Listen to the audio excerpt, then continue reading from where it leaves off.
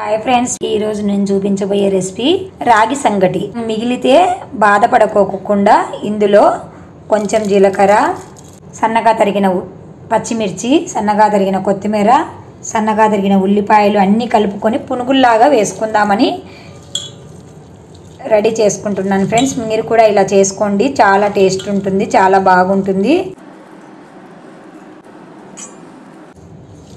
కొంచెం వాము కూడా వేసుకోండి, డైజెషన్కు బాగా పనికొస్తుంది. కొన్ని శనగబ్యాలు కూడా వేయాలి.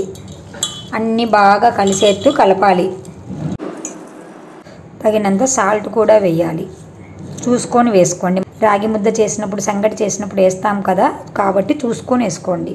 స్టవ్ పైన ఆయిల్ పెట్టుకొని వేడి చేసుకున్నాను. ఇందులో ఈ మిశ్రమాన్ని మనము చిన్న చిన్నగా తీసుకొని పునుగుల్లాగా వేసుకోవాలి. ఇలాంటి విటమిన్స్ ఉన్న ఆహారాన్ని పిల్లలకి, పెద్దలకి మనము పెట్టి వాళ్ళ హెల్త్ని మనము కాపాడుతూ ఉండాలి ఫ్రెండ్స్. ఒకవైపు కాలాక ఇంకొక వైపుకు టర్న్ చేసుకోవాలి. ఇదే పిండి ముద్దను మనము ఇలా చిన్న చిన్నగా వడల్లాగా కూడా వేసుకోవచ్చు ఫ్రెండ్స్. ఎలా వేసుకున్నా టేస్ట్ అయితే మారదు, డిఫరెంట్ టైప్. బాగా ఇట్లా నొక్కి ముద్ద చేసుకొని ఇట్లా జస్ట్ అట్లాగనేసి వడలాగా వేసుకోవాలి. పునుగుల్లాగా వేసుకోవచ్చు, పునుగులకైనా అంతే నొక్కి వేయాలండి.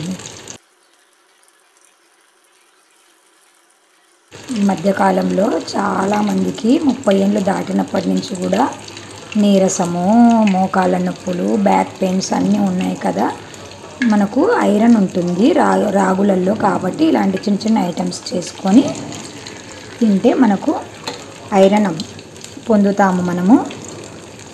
ఓకేనా ఫ్రెండ్స్? వీటిని ఇలాగే అయినా తినొచ్చు, లేదా టమాటా కిచప్ ఉంటుంది కదా, దాంతో అయినా తినొచ్చు. ఎలా తిన్నా కూడా టేస్ట్ బాగుంటుంది ఫ్రెండ్స్. వాము వేసినాము, పచ్చిమిర్చి చేసాము కాబట్టి ఏమి నంజుకోవడానికి అవసరం లేకుండా కూడా ఇలాగే కూడా తినొచ్చు.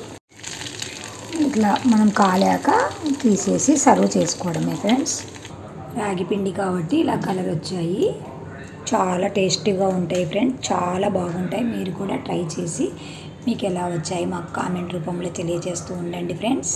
By bye friends.